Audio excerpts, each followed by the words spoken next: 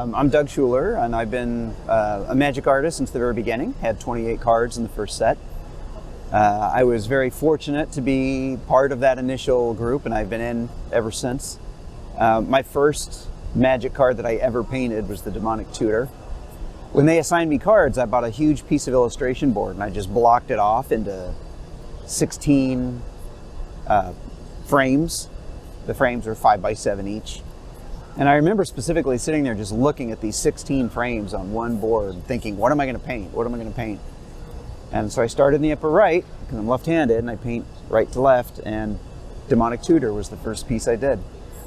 And a lot of people say it's their favorite, so it's been downhill ever since.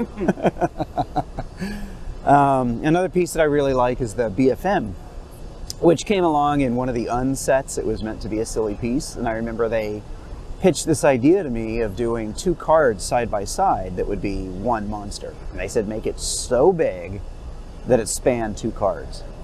And it was requested that on each of his horns to put a Phyrexian Dreadnought and a Polar Kraken. And we wanted them to be the 2 biggest, they were the 2 biggest monsters in Magic at the time. And we thought by making them just antler ornaments, that would set the scale of the BFM and show how huge he was. I also put little birds above it. You can see tiny birds flying above his head to also set scale. And to this day, people love it when they bring that up. I signed it across both cards, so their cards are forever locked together since they share an autograph. More recently, so my last card that I did was in 2005. That was Greater Good. And I stepped away from Magic for about 15, 20 years.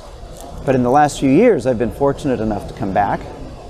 And my family was very excited, I was very excited, and my youngest daughter really wanted to be in a card. So she petitioned really hard for me, and I actually told the art directors I'd like to use her as a model. They actually contacted me and said they had this card where they needed a young elven lady throwing a knife. It was Nadier's Nightblade.